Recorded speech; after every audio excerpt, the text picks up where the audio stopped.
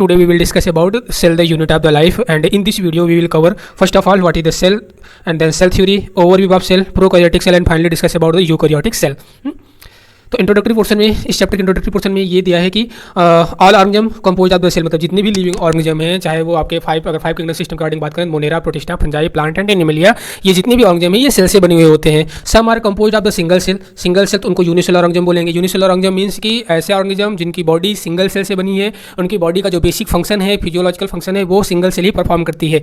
और दूसरी कैटेगरी होती है कि ऐसे ऑर्गेनिज्म जिनकी बॉडी कंपोज होती है मेनी सेल से, तो उनको मल्टी सेलर ऑर्गेनिज्म बोलते हैं. और एक तीसरी कैटेगरी भी होती है असेलुलर ऑर्गेनिज्म, और असेलुलर ऑर्गेनिज्म के नेम आपको कमेंट सेक्शन में कमेंट करने हैं. देखते हैं कौन कमेंट करता है. असेलुलर ऑर्गेनिज्म के नाम बताने हैं, कौन से ऑर्गेनिज्म है जो कि असेलुलर है. हिंट के लिए कि चैप्टर नंबर 2 में है और ये 5 किंगडम सिस्टम में नहीं रखा गया है. What is the cell, what is a cell. तो यूनिसेलर ऑर्गेनिज्म कैपेबल होते हैं, इंडिपेंडेंटली एग्जिस्ट करते हैं. इंडिपेंडेंट एग्जिस्टेंस होता है इनका. ये यूनिसेलर ऑर्गेनिज्म इंडिपेंडेंट एग्जिस्टेंस होता है. सेकंड पॉइंट दिया है कि यही यूनिसेलर ऑर्गेनिज्म जो कि सिंगल सेल से इनकी बॉडी बनी होती है, ये अपनी पूरी essential function of the life perform होता है सिंगल सेल के द्वारा ही अपने एसेंशियल फंक्शन ऑफ लाइफ को परफॉर्म कर लेते हैं ये. Anything less than the complete structure of the cell does not ensure the independent living. तो इसलिए हम बोल सकते हैं कि जो ऑल लिविंग ऑर्गेनिज्म का स्ट्रक्चर और फंक्शनल यूनिट होता है, फंडामेंटल स्ट्रक्चर और फंक्शनल यूनिट होता है ऑल लिविंग ऑर्गेनिज्म का, होता है सेल. तो cell is a fundamental structural and functional unit of all living organism. Live cell को पहली बार डिस्क्राइब्ड और पहली बार देखा था किसने? एंटोनी वन लीवेनहॉक ने. रॉबर्ट ब्राउन ने न्यूक्लियस की डिस्कवरी की थी. जब इलेक्ट्रॉन माइक्रोस्कोप का इन्वेंशन हुआ तो उसके बाद सेल का डिटेल्ड स्ट्रक्चर का रिवील हुआ. सेल थ्योरी 1838 में स्लाइडेन, जो कि एक जर्मन बॉटनिस्ट हैं, इन्होंने लार्ज नंबर में प्लांट को एग्जामिन किया और ऑब्जर्व किया कि ऑल प्लांट कंपोज होते हैं डिफरेंट काइंड ऑफ सेल से कंपोज होते हैं. और ये जो डिफरेंट काइंड ऑफ सेल हैं या डिफरेंट टाइप की जो सेल हैं ये फॉर्म करती हैं टिश्यू, प्लांट के टिश्यू को बनाती हैं. सेम टाइम पे स्वान जो कि 1839 में एक्सपेरिमेंट किया. एक ब्रिटिश जूलॉजिस्ट थे. Study the different type of animal cell and reported cell had a thin outer layer which is today known as the plasma membrane. इन्होंने जो स्वान थे, इन्होंने क्या, जब different type of animal cell को study किया, जिन्होंने क्या रिपोर्ट किया कि जो सेल के पास थिन आउटर लेयर होती है जिसको आज हम प्लाज्मा मेम्ब्रेन के नाम से जानते हैं. ही आल्सो इन्होंने एक कंक्लूजन निकाला कि based on the his study on the plant tissue, इन्होंने प्लांट टिश्यू पर भी स्टडी किया और इन्होंने बताया कि जो प्लांट सेल्स होती है उनके पास सेल वाल की जो प्रेजेंस होती है ये प्लांट सेल का यूनिक करेक्टर होता है. यानी कि सेल वाल सिर्फ प्लांट में होता है, एनिमल में नहीं होता है. On the basis of this Schwann propose the hypothesis. Schwann ने एक हाइपोथेसिस प्रपोज किया दैट द बॉडी ऑफ, इस हाइपोथेसिस में क्या बोला कि body of animal and plant और एनिमल की जो बॉडी होती है वो सेल और प्रोडक्ट ऑफ सेल की बनी हुई होती है. स्लाइडेन एंड स्वान एक साथ मिलकर एक सेल थ्योरी को फार्मुलेट किया, मतलब सेल थ्योरी को फार्मुलेट किया स्लाइडेन एंड स्वान ने. दिस थ्योरी, ये थ्योरी जो सेल थ्योरी थी, ये डिड नॉट एक्सप्लेन नहीं कर पाई कि न्यू सेल कैसे फॉर्म होती है. तो इसको फाइनल से रुडोल्फ वर्चो आए. रुडोल्फ वर्चो ने 1855 में फर्स्ट एक्सप्लेन किया कि सेल डिवाइड करके न्यू सेल बनाती है और ये न्यू सेल जो फॉर्म हुई है ये बनती है प्री एग्जिस्टिंग सेल से. इसके लिए रुडोल्फ वर्चो ने एक टर्म यूज किया, ऑमनी सेलुला ई सेलुला. पूछ सकता है कि ऑमनी सेलुला ई सेलुला टर्म किसने दिया था? तो रुडोल्फ वर्चो ने दिया था. Rudolf Virchow modify the hypothesis of Schleiden and Schwann to give the cell theory a final shape. Cell theory को फाइनल शेप किसने दिया? तो रुडोल्फ वर्चो ने दिया. Cell theory as understood today कि all living organism compose of the cell and product of the cell. जो भी जितने भी लिविंग ऑर्गेनिज्म है वो सेल से बने हुए हैं या प्रोडक्ट ऑफ सेल के बने हुए हैं. All cell arises from the pre existing cell. जो भी सेल अराइज हो रही है प्री एग्जिस्टिंग सेल से अराइज हो रही हैं. तो ये हो गया सेल थ्योरी. अब आते हैं ओवरव्यू ऑफ सेल पर.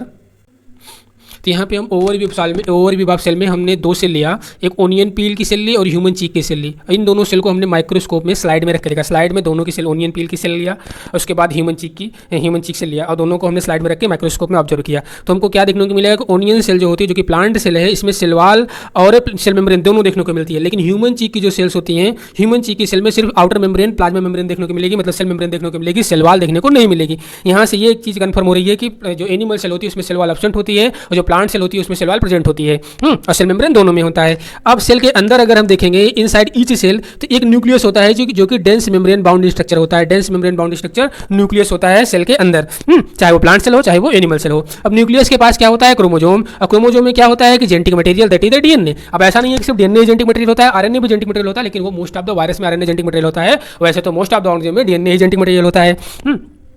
अब सेल्स जिसके पास सेल के पास अगर मेम्ब्रेन बाउंड न्यूक्लियाई है तो वो यूकोरियोटिक सेल होगा, और अगर सेल के पास मेम्ब्रेन बाउंड न्यूक्लियस नहीं है, यानी कि मेम्ब्रेन बाउंड न्यूक्लियस लैक है, एब्सेंट है, तो वो प्रोकैरियोटिक सेल होगा। दोनों प्रोकैरियोटिक यूकोरियोटिक सेल दोनों में सेमी फ्लूइड मैट्रिक्स होता है, जिसको बोलते हैं साइटोप्लाज्म। साइटोप्लाज्म सेल के वॉल्यूम को ऑक्यूपाई करता है, और इसी साइटोप्लाज्म में जो सेलुलर एक्टिविटी होती है, मेन सेलुलर एक्टिविटी इसी साइटोप्लाज्म में होती है, प्लांट और एनिमल सेल दोनों में। दोनों प्लांट और एनिमल, वैसे बोलो कि प्रोकैरियोटिक यूकोरियोटिक सेल का जो मेन सेलुलर एक्टिविटी होती है वो साइटोप्लाज्म में ही परफॉर्म होती है। न्यूक्लियस के अलावा अब सेल के अंदर क्या हो गया कि सेल मेम्ब्रेन हो गया और सेल के अंदर न्यूक्लियस हो गया, लेकिन न्यूक्लियस के अलावा क्या होता है, यूकेरियोटिक सेल। यूकेरियोटिक सेल के पास अदर मेम्ब्रेन बाउंड स्ट्रक्चर होते हैं जिनको बोलते हैं ऑर्गेनेल्स। ऑर्गेनेल्स मतलब जैसे endoplasmic reticulum, Golgi complex, lysosome, mitochondria, microbodies and vacuole. Prokaryotic cell के पास ये मेम्ब्रेन बाउंड ऑर्गेनेल्स क्या होते हैं, ऑब्सेंट होते हैं, लैक होते हैं। राइबोसोम जो होता है नॉन मेम्ब्रेन बाउंड ऑर्गेनेल होता है, ये फाउंड होता है सभी सेल में, प्रोकैरियोटिक सेल और as well as eukaryotic cell दोनों में होता है। विथ इन द सेल के अंदर जो राइबोसोम ऐसा नहीं कि सिर्फ सेल में ही होता है। राइबोसोम जो होता है ये साइटोप्लाज्म में तो होता ही होता है, found not only in the cytoplasm, केवल साइटोप्लाज्म में ही नहीं होता है, बल्कि कहाँ होता है, 2 ऑर्गेनल्स एक्चुअली में 3 ऑर्गेनल्स, एक तो प्लांट के क्लोरोप्लास्ट में और माइटोकॉन्ड्रिया और एंडोप्लाज्मिक रेटिकुलम के ऊपर रहेगा तो rough endoplasmic reticulum. Endoplasmic reticulum की 2 कैटेगरी, एक तो स्मूथ में राइबोसोम नहीं होता है, और रफ एंडोप्लाज्मिक रेटिकुलम में राइबोसोम होता है। बाकी क्लोरोप्लास्ट और माइटोकॉन्ड्रिया में भी राइबोसोम होता है, साइटोप्लाज्म में तो राइबोसोम होता ही है। और ध्यान रखना साइटोप्लाज्म जो राइबोसोम होता है वो नॉन मेम्ब्रेन बाउंड ऑर्गेनल्स होते हैं। इसमें जितने भी ऑर्गेनल्स हैं इसमें सिंगल मेम्ब्रेन और डबल मेम्ब्रेन बाउंड ऑर्गेनल 2 होते हैं, और नॉन मेम्ब्रेन 3 कैटेगरी है। तो इसमें माइटोकॉन्ड्रिया डबल मेम्ब्रेन है, माइटोकॉन्ड्रिया, क्लोरोप्लास्ट और न्यूक्लियस, ये 3 डबल मेम्ब्रेन है, बाकी सभी सिंगल मेम्ब्रेन है। नॉन मेम्ब्रेन बाउंड ऑर्गेनल में राइबोसोम और सेंट्रोसोम आएगा। ठीक है, यहाँ पे आगे दिया है कि एनिमल सेल के पास होता है कि नॉन मेम्ब्रेन बाउंड ऑर्गेनल जिसका नाम है सेंट्रोसोम। सेंट्रोसोम सेल डिवीजन में हेल्प करता है। एनिमल सेल में जो सेल डिवीजन होती है उसमें हेल्प कौन करता है, सेंट्रोसोम। सेल ग्रेटली वेरी करता है या ग्रेटली डिफर करता है साइज में, शेप में और एक्टिविटी में। साइज, शेप, एक्टिविटी में जो सेल होते हैं वो वेरी करता है। जैसे माइकोप्लाज्मा जो है स्मॉलेस्ट सेल है, इसका जो लेंथ होता है 0.3 माइक्रोमीटर होता है, जबकि बैक्टीरिया की जो सेल की लेंथ है वो 3 to 5 माइक्रोमीटर है। बैक्टीरिया सेल जो होती है कुड बी 3 to 5 माइक्रोमीटर होती है। Largest isolated single cell egg of ostrich है। अब मल्टीसेल ऑर्गेनिज्म में अगर ह्यूमन आरबीसी का देखें तो उसका डायमीटर कितना होता है, 7 माइक्रोमीटर होता है। मेमोराइज होना चाहिए ह्यूमन आरबीसी का जो डायमीटर होता है वो 7 माइक्रोमीटर होता है। नर्व सेल लॉन्गेस्ट सेल है, nerve cell are the some of the longest cell. Cell also vary in shape में भी सेल जो है वेरी करती है। इसका सिर्फ कुछ भी disc like, polygonal, columnar, cuboidal, thread like, even irregular shape की भी सेल्स होती हैं। शेप ऑफ द सेल में vary within the function they perform. अब डिस्कस करेंगे प्रोकैरियोटिक सेल। यहाँ पे कुछ डायग्राम दिया गया है, जैसे red blood cell round and biconcave shape की है, डब्ल्यूबीसी एमीबॉइड शेप की है, columnar epithelial cell long and narrow shape की है। और यहाँ पे लॉन्गेस्ट सेल जो नर्व सेल है ब्रांच एंड लॉन्ग है, ब्रांच एंड लॉन्ग दिख रही है, ट्रैकेट इलॉन्गेटेड है। Mesophyll cell round and oval shape की होती है। तो कुछ सेल हैं उनके कैसे शेप है ये मेमोराइज होनी चाहिए। Prokaryotic cell represented by the bacteria, blue granule की BGA, mycoplasma, PPLO like the pleuropneumonia like organism. ये जितने भी ऑर्गेनिज्म है ये प्रोकैरियोटिक सेल को रिप्रेजेंट करते हैं, मतलब प्रोकैरियोटिक सेल को रिप्रेजेंट कर रहे हैं। जनरली जो प्रोकैरियोटिक सेल होते हैं, प्रोकैरियोटिक सेल स्मॉलर होता है, मोर रैपिडली मल्टीप्लाई करता है यूकैरियोटिक सेल के कंपेयर में। इसका शेप और साइज वेरी करता है, बहुत ज़्यादा ही वेरी करता है। 4 बेसिक शेप ऑफ बैक्टीरिया यहाँ पे दिखाया गया है। रॉड लाइक का बेचलेस होता है, स्फेरिकल शेप का कोकस होता है, कॉमन शेप का विब्रियो होता है, स्पाइरल शेप का स्पाइरलम होता है। Organisation of the prokaryotic cell is a fundamentally similar even though prokaryotes exhibit a wide variety of shape and function. जितने भी प्रोकैरियोटिक सेल हैं, ऑल प्रोकैरियोटिक है सेल वाल। जितने भी प्रोकैरियोट्स हैं उनके पास क्या है, सेल वाल है। Cell wall surrounding the cell membrane except the mycoplasma. Mycoplasma prokaryote है लेकिन इसके पास नहीं सेल वाल है, और ये विदाउट ऑक्सीजन के भी सर्वाइव कर सकता है। ये इनका यूनिक फीचर है माइकोप्लाज्मा का, विदाउट सेल वाल है और विदाउट ऑक्सीजन के सर्वाइव भी कर सकता है। प्रोकैरियोट सेल में साइटोप्लाज्म होता है। साइटोप्लाज्म फ्लूइड मैट्रिक्स सब्सटेंस होता है या फ्लूइड मैट्रिक्स से फिलिंग द सेल को साइटोप्लाज्म बोलते हैं, जो कि प्रोकैरियोट में होता है। प्रोकैरियोट में वेल डिफाइंड न्यूक्लियस नहीं होता है। इसमें जेनेटिक मटेरियल नेक्ड होता है, क्योंकि जेनेटिक मटेरियल जो होता है ये न्यूक्लियर मेम्ब्रेन से इन्वेलप नहीं होता है। Genomic DNA that is the single chromosomal circular DNA होता है प्रोकैरियोट में। मेनी बैक्टीरिया के पास क्या है, स्मॉल सर्कुलर डीएनए है, स्मॉल डीएनए है जिसको बोलते हैं प्लाज्मिड डीएनए वेक्टर का काम करता है। इसको हम बायोटेक में देखेंगे, बायोटेक्नोलॉजी में देखेंगे कि ये यूनिक फिनोटाइपिक कैरेक्टर होता है बैक्टीरिया का। Plasmid DNA used to monitor bacterial transformation with the foreign DNA. Nuclear membrane is found in the eukaryote. Nuclear membrane जो होता है वो यूकैरियोट सेल में होता है, लेकिन प्रोकैरियोट में नहीं होता है। जैसे कि यूकैरियोट में जो भी ऑर्गेनल्स होते हैं, no organelle like one eukaryote, मतलब यूकैरियोट में जो सेल ऑर्गेनल्स फाउंड होते हैं वो प्रोकैरियोट सेल में नहीं होते हैं। सिर्फ राइबोसोम होता है जो कि प्रोकैरियोट सेल और यूकैरियोट सेल दोनों में पाया जाता है, जो कि नॉन मेम्ब्रेन ऑर्गेनल्स होता है राइबोसोम, जो कि प्रोकैरियोट यूकैरियोट दोनों में पाए जाते हैं। बाकी जितने भी ऑर्गेनल हैं वो सिर्फ यूकैरियोट में होते हैं, प्रोकैरियोट में नहीं होते हैं। Prokaryote have something unique in the form of inclusion body. तो प्रोकैरियोट सेल में एक यूनिक फीचर ये होता है कि इसमें क्या होता है कि इंक्लूजन बॉडी होती है। और प्रोकैरियोट में एक स्पेशल डिफरेंशिएटेड फॉर्म होता है सेल मेम्ब्रेन का, जिसको बोलते हैं mesosome.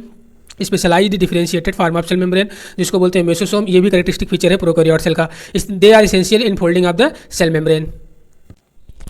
Cell envelope and its modification, मतलब प्रोकैरियोट सेल का जो सेल इनवेलप होता है उसको देखेंगे और उसके मॉडिफिकेशन को। तो most prokaryote cell, particularly bacteria cell की बात यहाँ करें तो बैक्टीरिया सेल के पास एक केमिकली कॉम्प्लेक्स सेल इनवेलप होता है और ये cell envelope consist of a tightly bound 3 layered structure. ये सेल इनवेलप कंसिस्ट होता है टाइटली बाउंड 3 लेयर स्ट्रक्चर से। आउटर मोस्ट को बोलते हैं ग्लाइकोकाइलिस, उसके बाद होता है सेल वॉल और फिर देन होता है प्लाज्मा मेम्ब्रेन। अल्दो यद्यपि यहाँ पे ईच लेयर जो होता है इनवेलप का, ईच लेयर परफॉर्म करता है डिस्टिंक्ट फंक्शन और ये एक साथ मिलकर सिंगल प्रोटेक्टिव यूनिट का काम करती है बैक्टीरिया सेल के लिए। Bacteria can be classified into 2 group. Bacteria को 2 ग्रुप में क्लासिफाई किया गया, किसके बेसिस पे? On the basis of differences in the cell envelope and manner and they respond to staining procedure developed by Gram. तो हम अगर ग्राम से स्टेनिंग करेंगे बैक्टीरिया से तो एक तो कैटेगरी बनेगी जो ग्राम के स्टेन को क्या कर रहा है, ग्राम स्टेनिंग को टेकअप कर ले रहा है। दूसरा ग्रुप बनेगा जो ग्राम स्टेनिंग को टेकअप नहीं कर रहा है, मतलब ग्राम स्टेनिंग नहीं हो रही है इनकी। तो जो ग्राम स्टेनिंग टेकअप कर रहा है उसको ग्राम पॉजिटिव बैक्टीरिया बोलेंगे, जो नहीं ले रहा है डो नॉट ग्राम स्टेन तो उसको ग्राम नेगेटिव बैक्टीरिया की कैटेगरी में रखेंगे, यानी कि ग्राम नेगेटिव बैक्टीरिया होगी।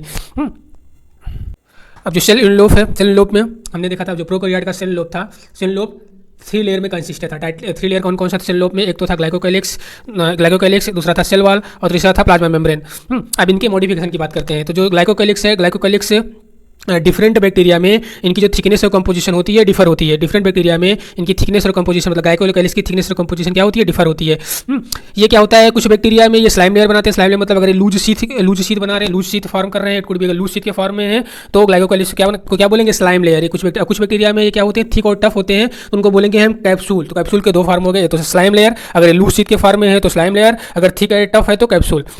सेकंड जो इनवेलप था वो सेल वॉल था। सेल वॉल डिटरमाइन करता है क्या, बैक्टीरिया के shape of the cell and provide करता है स्ट्रॉन्ग स्ट्रक्चरल सपोर्ट ताकि जो बैक्टीरिया है वो वर्स्ट और कोलैप्स ना होने पाए। तो ये सेल वॉल का काम है। प्लाज्मा मेम्ब्रेन जो कि नेचर में सिलेक्टिवली परमिएबल होता है, ये आउटसाइड वर्ल्ड से इंटरेक्ट करेगा। और जो प्रोकैरियोट की प्लाज्मा मेम्ब्रेन है वो स्ट्रक्चरली सिमिलर होती है यूकैरियोट के। अब प्लाज्मा मेम्ब्रेन जो होती है, इसकी जो प्लाज्मा मेम्ब्रेन होती है बैक्टीरिया की, प्लाज्मा मेम्ब्रेन एक स्पेशल मेम्ब्रेन स्ट्रक्चर जिसको बोलते हैं मेसोसोम। मेसोसोम कैसे फॉर्म होता है, by the extension of the plasma membrane into the cell. तो प्लाज्मा मेम्ब्रेन में एक्सटेंशन से बनता है मेसोसोम और these extension are in the form of vesicle, tubule और लेमिली। तो जो ये एक्सटेंशन हो रहा है प्लाज्मा मेम्ब्रेन में जिससे मेसोसोम बन रहा है, किस फॉर्म में होगा एक्सटेंशन, या तो वेसिकल, ट्यूब्यूल और लेमिली के फॉर्म में होगा। और ये हेल्प करता है किसमें, सेल वॉल फॉर्मेशन में, डीएनए रिप्लिकेशन में। तो DNA replication and distribution to daughter cell also किसमें हेल्प करेगा, रिस्पायरेशन में, सिक्रीशन प्रोसेस में और surface increase the surface area of the plasma membrane और enzymatic content. In some prokaryote like the blue granule यानी कि साइनोबैक्टीरिया दे, इसमें other membranous extension है, other membranous extension into the cytoplasm, इसको बोलेंगे chromatophore. Chromatophore में pigment होते हैं, क्रोमेटोफोर के पास क्या होता है, पिगमेंट होते हैं। एक बार नीट में क्वेश्चन पूछा गया क्रोमेटोफोर अकर्स, तो क्रोमेटोफोर अकर्स किसमें होगा, ऑप्शन दिया था साइनोबैक्टीरिया, आर्चीबैक्टीरिया। तो आप ध्यान रखना है साइनोबैक्टीरिया में क्रोमेटोफोर्स होते हैं और ये कैसे बनते हैं, ये मेम्ब्रेन एक्सटेंशन से बनते हैं साइनोबैक्टीरिया में। लेकिन बैक्टीरिया सेल के पास या बैक्टीरिया सेल्स जो होती है तो मोटाइल होगी या नॉन मोटाइल होगी। अगर मोटाइल है तो इसके पास एक थिन फिलामेंटस एक्सटेंशन कहाँ से निकलता है, फ्रॉम सेल वॉल से, जिसको बोलते हैं फ्लैजेला। बैक्टीरिया का जो नंबर और अरेंजमेंट ऑफ द फ्लैजेला होता है, इसका रेंज होता है, मतलब अलग अलग होता है। बैक्टीरिया फ्लैजेलम के 3 कंपोनेंट होते हैं, कंपोज्ड होते हैं 3 पार्ट से, फिलामेंट, हुक और basal body. Filament longest portion होता है, longest portion extend from the cell surface to the outside. Flagella के अलावा से पिलाई और फिम्बरी भी होते हैं, पिलाई और fimbriae are also surface structure of the bacteria but do not play role in the motility, but इनका कोई भी रोल मोटिलिटी में कोई भी इनका रोल नहीं होता है। पिलाई are elongated tubular structure made up of the special protein. Fimbri are small bristle like fibrous sprouting out of the cell. In some bacteria they are known to help attach the bacteria to rock in stream and also to the host cell. अब आते हैं ribosome inclusion body पर। Ribosome nucleus body में prokaryote cell में जो ribosome होता है, ribosome associate होता है प्लाज्मा मेम्ब्रेन सेल के, प्लाज्मा मेम्ब्रेन से एसोसिएट होता है। राइबोसोम की जो साइज होती है 15 nanometre to 15 nanometre by 20 nanometre इसकी साइज होती है, 20 नैनोमीटर की साइज होती है। राइबोसोम 2 सब यूनिट से बना होता है, 2 सब यूनिट 50s और 30s होता है, 50s और 30s होता है, 30s और ये टुगेदरली फॉर्म करता है 70s टाइप का राइबोसोम। 70s टाइप का राइबोसोम जो है प्रोकैरियोटिक राइबोसोम होता है। राइबोसोम 3 टाइप का है, 70s और 80s अकॉर्डिंग टू एनसीईआरटी। वैसे होते हैं और टाइप के राइबोसोम 55s भी होता है, बट अभी यहाँ इतना ही बात करते हैं 70s और 80s की। तो जो प्रोकैरियोटिक राइबोसोम होता है 70s होता है और इसके 2 सब यूनिट होते हैं, एक 50s और एक 30s। राइबोसोम साइट होता है प्रोटीन सिंथेसिस का साइट होता है, मतलब प्रोटीन सिंथेसिस राइबोसोम में होती है। सेलुलर राइबोसोम अटैच होता है सिंगल एमआरएनए से और बनाता है एक चेन, उस चेन को बोलते हैं पॉलीराइबोसोम या पॉलीसोम।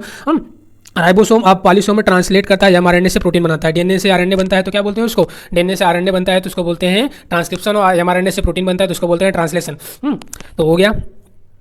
अब इंक्लूजन बॉडी की बात करें, inclusion body reserve material in the prokaryote cell, जो प्रोकैरियोट सेल में रिजर्व मटेरियल होता है स्टोर्ड इन द साइटोप्लाज्म में स्टोर होता है in the form of inclusion body के फॉर्म में होता है। ये किसी भी मेम्ब्रेन सिस्टम से बाउंड नहीं होता है, ये साइटोप्लाज्म में फ्री होता है। अब वो इंक्लूजन बॉडी कौन कौन सी है, जैसे कि फॉस्फेट ग्रेन्यूल हो गया, साइनोफाइसिन ग्रेन्यूल हो गया, phosphate granule, cyanophycin granule and glycogen granule, gas vacuole found in the blue, green and purple and green photosynthetic bacteria. ध्यान रखना इंक्लूजन बॉडी के नाम और किस में पाए जाते हैं, phosphate granule, cyanophycin granule, glycogen granule, gas vacuole. ये तो हो गया आपके इंक्लूजन बॉडी। गैस वैक्यूल कहाँ पे फाउंड होगा, found in the blue, green and purple green photosynthetic bacteria में, तो ये ध्यान रखना।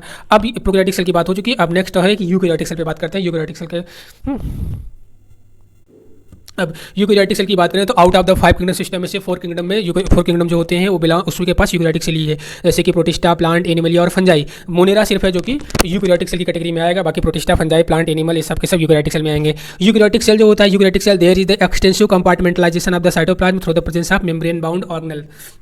यूकैरियोटिक के पास न्यूक्लियर एनवेलोप के साथ न्यूक्लियस होता है, मतलब nucleus with the nuclear envelope. Eukaryotic cell के पास वैरायटी ऑफ कॉम्प्लेक्स लोकोमोटरी और साइटोस्केलेटल स्ट्रक्चर होता है, साइटोस्केलेटल स्ट्रक्चर होता है। जेनेटिक मटेरियल इसमें organised into chromosome, genetic material organise होकर क्रोमोसोम बना लेता है। ऑल यूकैरियोटिक सेल आइडेंटिकल नहीं होते हैं। प्लांट और एनिमल सेल में डिफरेंट होता है कि इसमें सेल वॉल का डिफरेंस होता है, वैक्यूल का डिफरेंस, प्लास्टिड और वैक्यूल का डिफरेंस होता है। सेल वॉल, प्लास्टिड और सेंट्रल वैक्यूल प्लांट सेल में होती है, लेकिन एनिमल सेल में नहीं होती है, एनिमल सेल में एब्सेंट होती है। और एनिमल सेल के पास सेंट्रियोल होता है, सेंट्रियोल होता है, लेकिन ऑलमोस्ट ऑल प्लांट सेल में सेंट्रियोल एब्सेंट होता है। सेल मेम्ब्रेन के बारे में, सेल मेम्ब्रेन डिटेल स्ट्रक्चर, जो सेल मेम्ब्रेन का डिटेल स्ट्रक्चर स्टडी किया गया जब 1950 में इलेक्ट्रॉन माइक्रोस्कोप की डिस्कवरी हो गई थी, उसके बाद सेल मेम्ब्रेन का डिटेल स्ट्रक्चर स्टडी किया गया था। Chemical study on the cell membrane, अगर सेल मेम्ब्रेन पर हम केमिकल स्टडी करें तो इसके लिए बेस्ट है कि हम human RBC, specially in human RBC में, ह्यूमन आरबीसी की स्टडी की साइंटिस्टों ने तो प्लाज्मा मेम्ब्रेन के possible structure of plasma membrane का साइंटिस्टों ने डिडक्शन कर पाया।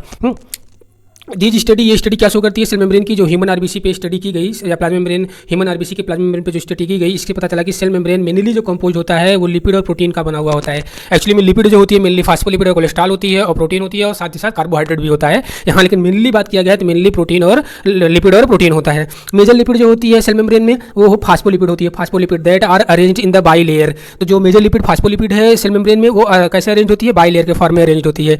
Lipid are arrange within the membrane, with the lipid जो अरेंज होती है मेम्ब्रेन में बाई लेयर फॉर्म में अरेंज होती है। पोलर हेड के इधर होता है, outer side, polar head toward outer side होता है, एंड हाइड्रोफोबिक टेल जो है इनर पार्ट होता है, हाइड्रोफोबिक टेल जो होता है इनर पार्ट होता है। अगर आप सेल मेम्ब्रेन के फिगर में देखेंगे तो ये आपको मेंशन किया गया है लिपिड बाई लेयर को, लिपिड बाई लेयर दिख रही है, ये फास्फोलिपिड का बाई लेयर दिख रहा है। तो इसमें जो ये सर्कल का दिख रहा है, व्हाइट कलर का जो सर्कल दिख रहा है, ये है क्या, ये फास्फोलिपिड बाई लेयर का पोलर हेड है, जो कि आउटर साइड में है। पोलर हेड किधर है, टुवर्ड आउटर साइड है, और ये हाइड्रोफिलिक है, hydrophilic polar head outer side है। इसमें 2 बांड होते हैं, इलेक्ट्रोस्टैटिक बांड होता है, और हाइड्रोजन बांड होता है। और जो ये ब्लैक कलर का धागे जैसा स्ट्रक्चर नीचे की तरफ निकल रहा है, जो अंदर की तरफ है, ये क्या है, ये टेल है। ये क्या है, हाइड्रोफोबिक नॉन पोलर टेल है, हाइड्रोफोबिक नॉन पोलर टेल है। तो अगर पूछा जाए टेल कौन सा है, तो ये टेल है, और ये क्या है, ये हेड है। तो ये ध्यान रखना है, फास्फोलिपिड बाई लेयर हेड और टेल याद रखना है, और कौन सा हाइड्रोफोबिक है, कौन सा हाइड्रोफिलिक है, कौन सा पोलर है, कौन सा नॉन पोलर है, ये भी मेमोराइज करना है। सो जो non polar tail of the saturated hydrocarbon is protected from the aqueous environment है। और फास्फोलिपिड जो मेम्ब्रेन, सेल मेम्ब्रेन में जो फास्फोलिपिड है उसमें कोलेस्ट्रॉल भी होता है, तो शुरू में ही डिस्कस हो गया। आप बायोकेमिकल इन्वेस्टिगेशन करेंगे, सेल मेम्ब्रेन का बायोकेमिकल इन्वेस्टिगेशन करें तो इसमें क्या होता है, प्रोटीन और लिपिड तो होता ही है, मैंने बोला था कार्बोहाइड्रेट भी होता है, मतलब प्रोटीन एंड कार्बोहाइड्रेट भी होता है, और लिपिड भी होता है। अगर रेशियो प्रोटीन और लिपिड का रेशियो देखें, रेशियो जो होता है डिफरेंट सेल टाइप में ये वेरी करता है। रेशियो जो प्रोटीन और लिपिड का रेशियो होता है डिफरेंट टाइप ऑफ सेल में डिफरेंट होता है। यहाँ ह्यूमन बीइंग की बात करें तो ह्यूमन का जो इरिथ्रोसाइट सेल है यानी कि आरबीसी सेल है, उसमें 52% प्रोटीन एंड 40% लिपिड होता है, 52% प्रोटीन एंड 40% लिपिड होता है। मेम्ब्रेन प्रोटीन 2 टाइप की यहाँ पे क्लासीफाई है, एक इंटीग्रल प्रोटीन और एक पेरिफेरल प्रोटीन। नाम से ही समझ में आ रहा है कि जो पेरिफेरल प्रोटीन है वो सरफेस मेम्ब्रेन के सरफेस पे लाई करेगी, जो इंटीग्रल प्रोटीन है वो मेम्ब्रेन में बरीड रहेगी, मेम्ब्रेन में धंसी रहेगी, या तो पार्सली या तो टोटली। अब अगर आप फिगर से देखें तो यहाँ पे इस फिगर में आपको ये फास्फोलिपिड बाई लेयर दिख रहा है, इसका जो पोलर हेड ये व्हाइट कलर का सर्कल जैसा है, थोड़ा सा ब्लू व्हाइट नहीं है। तो ये जो गोला गोला दिख रहा है ये कई सारे, तो ये क्या है, ये फास्फोलिपिड बाई लेयर का पोलर हेड है। और जो ब्लैक कलर की ऐसा देख लो, ऐसा फिगर है ना, ऐसा इसमें ऐसा गोला लगा हुआ है, तो ये पोलर हेड है। और ये जो ये नॉन पोलर टेल है, नॉन पोलर टेल है फास्फोलिपिड बाई लेयर की। और ये इंटीग्रल प्रोटीन है जो कि पार्शियली टोटली बरीड है प्लाज्मा मेम्ब्रेन में। और ये पेरिफेरल प्रोटीन है, और ये शुगर यानी कि कार्बोहाइड्रेट है। तो इसमें 3 कंपोनेंट हो गया ना, शुगर, कार्बोहाइड्रेट हो गया, प्रोटीन में पेरिफेरल प्रोटीन और इंटीग्रल प्रोटीन हो गई, फास्फोलिपिड का बाई लेयर हो गया। तो प्लाज्मा मेम्ब्रेन में मेनली प्लाज्मा मेम्ब्रेन जो कंपोज होती है 3 कंपोनेंट से कंपोज होती है, कार्बोहाइड्रेट, प्रोटीन और लिपिड से। अब यहाँ पे मॉडल की बात होगी, जो सेल मेम्ब्रेन में कई सारे मॉडल है। वोटोन मॉडल आया, by molecular lipid leaflet model आया, ट्राइलेमिनर मॉडल आया, यूनिट मेम्ब्रेन मॉडल आया। लेकिन जो सबसे एडवांस, सबसे लेटेस्ट और मोस्ट वाइडली एक्सेप्टेड मॉडल है वो क्या है, फ्लूइड मोज़ेक मॉडल है। फ्लूइड मोज़ेक मॉडल है, और फ्लूइड मोज़ेक मॉडल को किसने दिया था? Widely accepted model fluid mosaic model है। इससे हम सेल मेम्ब्रेन के स्ट्रक्चर को प्रॉपर समझ सकते हैं। इसको दिया था 1972 में सिंगर एंड निकोलसन ने। 1972 में सिंगर एंड निकोलसन ने दिया था। अब ध्यान से इसकी स्टेटमेंट को समझना है। According to this model, fluid mosaic model क्या बोलता है? Quasi fluid nature of the lipid enables lateral movement of protein within the overall bilayer, within the overall bilayer। यानी कि यहाँ पे बोल रहा है कि जो लिपिड होता है, लिपिड का क्वासी फ्लूइड नेचर होता है। लिपिड यहाँ पे फ्लूइड नेचर का है और उसके ऊपर लेटरल मूवमेंट हो रहा है प्रोटीन का। प्रोटीन उसके ऊपर लेटरल मूवमेंट कर रही है और ये पूरे ओवरऑल जो फास्फोलिपिड की बाइलेयर है उसके पूरे ओवरऑल लेयर पे कर रही है। इसको ऐसा समझिए, मान लीजिए समुद्र है, ये समुद्र का पानी है, समुद्र के पानी में कोई आइसबर्ग तैर रहा है, तो जो आइसबर्ग है वो प्रोटीन है और जो समुद्र का पानी है, वो फास्फोलिपिड की बाइलेयर है। समुद्र का, आप समुद्र से समझिए, समुद्र में मान लीजिए बर्फ तैर रही है, समुद्र का पानी क्या हो गया? समुद्र का पानी फास्फोलिपिड की बाइलेयर हो गई, उस पर जो आइसबर्ग तैर रहा है वो प्रोटीन हो गई। या इससे नहीं समझ में आ रहा है तो आप गुलाब जामुन अगर सीरे में तैर रही है तो उसको समझिए, जो चीनी का सीरा होता है, चीनी का सीरा यहाँ पे फास्फोलिपिड बाइलेयर हो गया, ये चीनी का सीरा फास्फोलिपिड बाइलेयर हो गया, और जो उसमें गुलाब जामुन तैर रही है, ये गुलाब जामुन क्या हो गया? ये गुलाब जामुन प्रोटीन हो गया। तो ऐसे आप समझ सकते हो। तो इस स्टेटमेंट को ध्यान से रखना है। क्वासी फ्लूइड नेचर होता है लिपिड का, और लिपिड पे लेटरल मूवमेंट करता है प्रोटीन, और ये पूरे ओवरऑल बाइलेयर पे करता है। This ability to move within the membrane is measured as its fluidity. A fluid nature of membrane important from the point of view of function like the cell growth। अब ये जो membrane का function है क्या क्या है? ये cell growth है, formation of the intercellular junction का फॉर्मेशन में हेल्प करेगी, सिक्रीशन, एंडोसाइटोसिस और सेल डिवीजन। ये कुछ मेम्ब्रेन के फंक्शन हो गए। मोस्ट इंपॉर्टेंट फंक्शन होता है प्लाज्मा मेम्ब्रेन का कि यहाँ से मॉलिक्यूल क्रॉस करते हैं। प्लाज्मा मेम्ब्रेन से ही होकर मॉलिक्यूल क्रॉस करते हैं ना, प्लाज्मा मेम्ब्रेन को ही तो क्रॉस करते हैं। और जो मेम्ब्रेन होती है वो सिलेक्टिवली परमिएबल होती है, selectively permeable to the some molecule. Many molecule move across the membrane without any requirement of the energy. अगर कई सारे मॉलिक्यूल ऐसे होते हैं जो मेम्ब्रेन को क्रॉस कर जाते हैं बिना किसी एनर्जी के रिक्वायरमेंट से, तो ऐसे ट्रांसपोर्ट को बोलते हैं पैसिव ट्रांसपोर्ट। पैसिव ट्रांसपोर्ट में एनर्जी की रिक्वायरमेंट नहीं होती है। और ऐसे मॉलिक्यूल कौन से होते हैं? जैसे न्यूट्रल सॉल्यूट मेम्ब्रेन को क्रॉस कर जाते हैं बिना किसी एनर्जी के रिक्वायरमेंट के, और ऐसे प्रोसेस को बोलते हैं simple diffusion, process of simple diffusion along the concentration gradient. इसमें क्या होता है? From higher concentration to lower concentration molecule transport होता है। सेकेंड जो ट्रांसपोर्ट है ऑस्मोसिस है। सेकेंड जो ट्रांसपोर्ट का प्रोसेस है ऑस्मोसिस। ऑस्मोसिस में वाटर का मूवमेंट होता है बाय डिफ्यूजन के थ्रू, तो इसको ऑस्मोसिस बोलते हैं। Polar molecule can not pass through the non polar lipid bilayer. जो पोलर मॉलिक्यूल होते हैं वो नॉन पोलर लिपिड बाइलेयर को क्रॉस नहीं कर पाएंगे, तो इसके लिए कैरियर प्रोटीन की रिक्वायर्ड होगी। Carrier protein of the membrane to facilitate their transport across the membrane. across the membrane. Few ion or molecule are transport across the membrane against the concentration gradient। अगर against the concentration gradient का मतलब आप lower से higher की तरफ जा रहे हो, मतलब लोअर कंसंट्रेशन से हायर कंसंट्रेशन की तरफ अगर आयन का मूवमेंट हो रहा है तो आप कंसंट्रेशन ग्रेडियंट के अगेंस्ट ही तो जा रहे हो, तो यहाँ पे एनर्जी की रिक्वायरमेंट होगी। Such transport is energy dependent process. इसमें एटीपी यूटिलाइज होगा, और ऐसे ट्रांसपोर्ट को बोलते हैं एक्टिव ट्रांसपोर्ट। और इसका एग्जाम्पल हो गया जैसे sodium potassium pump. Cell wall जो होता है, cell wall non living rigid structure को सेल वॉल बोलते हैं। सेल वॉल जो है ये फंजाई एंड प्लांट के plasma membrane outer covering for the plasma membrane of the fungi and the plant. Cell wall form करती है outer covering for the plasma membrane of the fungi and the plant. Cell wall सिर्फ इस cell को safe ही नहीं provide कराती, ये cell को safe भी देती है और साथ ही साथ सेल को प्रोटेक्ट करती है फ्रॉम मैकेनिकल डैमेज और इन्फेक्शन से। सेल को प्रोटेक्ट भी करती है मैकेनिकल डैमेज और इन्फेक्शन से। और इस सेल वॉल किस में हेल्प करती है? Cell to cell interaction. Cell wall help करेगी cell to cell interaction and provide barrier to undesirable macro molecule. और ये बैरियर प्रोवाइड कराती है अनडिजायरेबल मैक्रो मॉलिक्यूल के लिए बैरियर भी प्रोवाइड कराती है सेल वॉल। अब सेल वॉल एल्गी की सेल वॉल किससे बनी होती है और प्लांट की सेल वॉल किससे बनी होती है ये देखना है। तो एल्गी की सेल वॉल मेमोराइज होना चाहिए कि एल्गी की जो सेल वॉल होती है, एल्गी की सेल वॉल सेलुलोज, गैलेक्टेन, मेनिन और कैल्शियम कार्बोनेट की बनी होती है।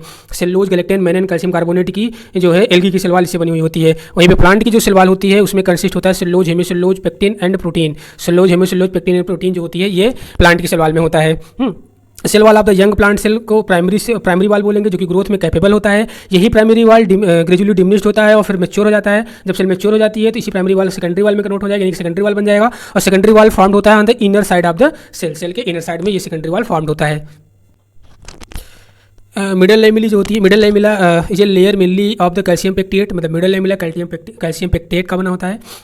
अब मिडल लैमेला होल्ड करके रखता है नेबरिंग सेल को, डिफरेंट नेबरिंग सेल को होल्ड करके रखता है या ग्लू का काम करता है ये मिडल लैमेला, जो कि कैल्शियम पेक्टेट का बना है।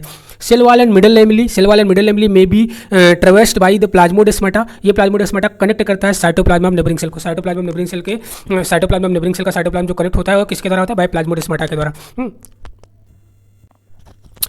Endo membrane system.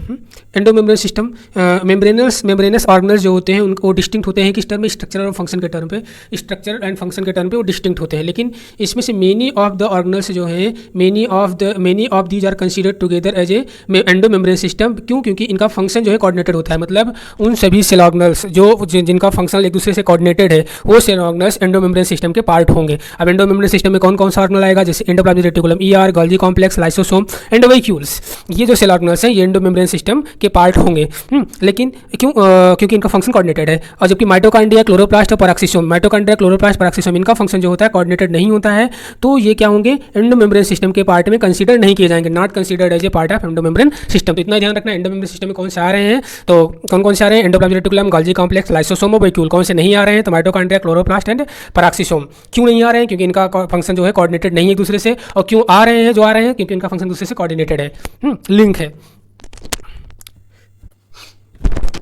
Endoplasmic reticulum, अगर हम यूकैरियोटिक सेल को इलेक्ट्रॉन माइक्रोस्कोप में स्लाइड, अगर कोई यूकैरियोटिक सेल है उसको हम इलेक्ट्रॉन माइक्रोस्कोप में रख के उसको देखें, स्टडी करें, तो उसमें हमको एक उसके साइटोप्लाज्म में, वो जो यूकैरियोटिक सेल है उसके साइटोप्लाज्म में एक tiny tubular structure, tiny scattered form में टीनी ट्यूबुलर स्ट्रक्चर स्कैटर्ड हुआ दिखेगा। टीनी ट्यूबुलर स्ट्रक्चर वो भी या तो रेटिकुलम फॉर्म में दिखेगा, तो नेटवर्क, यानी कि नेटवर्क दिखेगा टीनी ट्यूबुलर स्ट्रक्चर का, स्कैटर्ड रहेगा पूरे साइटोप्लाज्म में, स्कैटर्ड रहेगा, या तो रेटिकुलम फॉर्म रहेगा टीनी ट्यूबुलर स्ट्रक्चर का। तो ऐसे स्ट्रक्चर को हम क्या बोलेंगे? ये है एंडोप्लाज्मिक रेटिकुलम, यही है endoplasmic reticulum. Endoplasmic reticulum divide the intracellular space, इसका इंट्रासेलुलर स्पेस डिवाइड होता है टू डिस्टिंक्ट कंपार्टमेंट में। एक ल्यूमिनल होता है जो कि इनसाइड एंडोप्लाज्मिक रेटिकुलम होता है, एक एक्स्ट्रा ल्यूमिनल होता है जो कि साइटोप्लाज्म में होता है। साइटोप्लाज्म मतलब एक्स्ट्रा ल्यूमिनल कंपार्टमेंट साइटोप्लाज्म में होता है, और ल्यूमिनल कंपार्टमेंट जो है इनसाइड एंडोप्लाज्मिक रेटिकुलम होता है।